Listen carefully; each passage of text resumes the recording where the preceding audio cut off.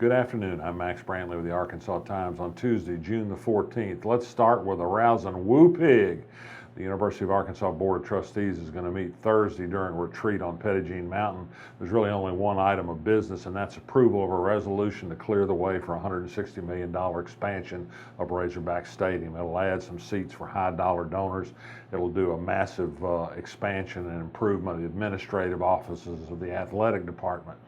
It's likely to be approved. David Pryor, the former senator who's on the Board of Trustees, remains opposed and is likely to give a speech against the expansion. Don't know if he'll have anybody who throw in on his side. The project is favored by, in ascending order of importance, the Chancellor of the University of Arkansas campus in Fayetteville, Joseph Steinmetz, the President of the University of Arkansas System, Donald Bobbitt, John Goodson, the major fixer on the UA Board of Trustees and lobbyist in Politico, and then finally, the most important of them all, Athletic Director Jeff Long, the Empire Builder.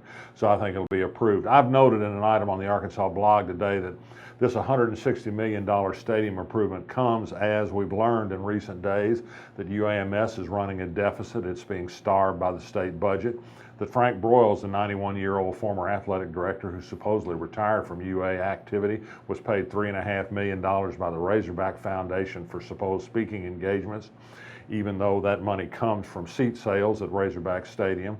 There's going to be a pay raise proposal for some football coaches, supposedly on the UA board Thursday. Lots of money out there for a lot of people, except maybe for the med school. And oh yes, by the way, the campus says that they would love to fix the senior walk on which names are engraved in concrete of all UA graduates, but they just can't afford the $500,000 to get it done. Maybe Jeff Long could shave a few nickels off his budget and help out that walkway. Elsewhere around the world, U.S. Senator Tom Cotton went on a right-wing radio show this morning, said he was sure that radical Islamic terrorism explains the massacre in Orlando yesterday. He thinks even there's a good possibility this was coordinated by others. Things are never quite so simple as they seem. We now know Omar Mateen has claimed association with any number of conflicting organizations, from ISIS to Al-Qaeda to the Taliban to the Boston Marathon bombers to a Syrian suicide bomber. It also turns out that he may be gay and conflicted, and that may have had as much to do with what happened yesterday or Sunday as anything else. He has been married several times. His wife said he was disturbed and violent and beat them. So pick your poison. It's poison however you look at it.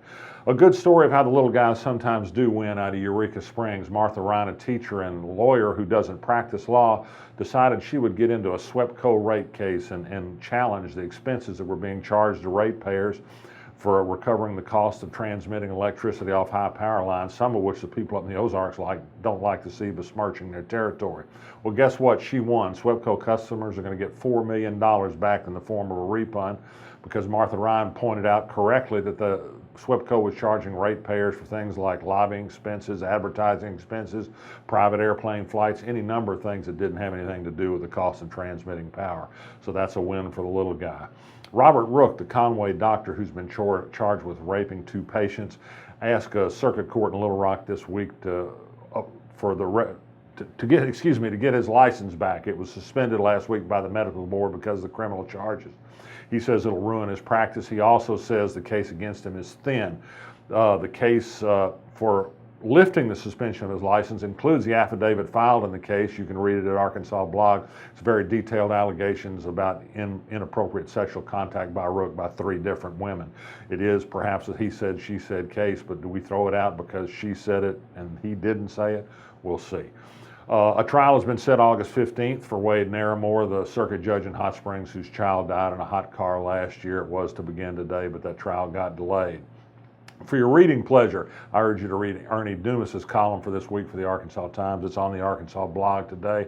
It's about judicial elections. He thinks we should appoint Supreme Court justices. He doesn't think voters will go for that, but he does think it's well past time to fix up campaign finance laws for judicial elections. We've got some legislation available by Clark Tucker of Little Rock if only the Republican legislature would let it pass. Take a read and see if you can get behind it. And finally, today in New York, Asa Hutchinson is among some governors from red state Republican places like Tennessee, Mississippi, Oklahoma, and Arkansas are going to get a meeting with Donald Trump in New York about what? Who knows? Perhaps he's going to vet some vice president candidates. Perhaps he's just sharing his 70th birthday cake. Any way you slice it, I think there's one word that Donald Trump would use: sad. I'm Max Brantley. I'll be back tomorrow.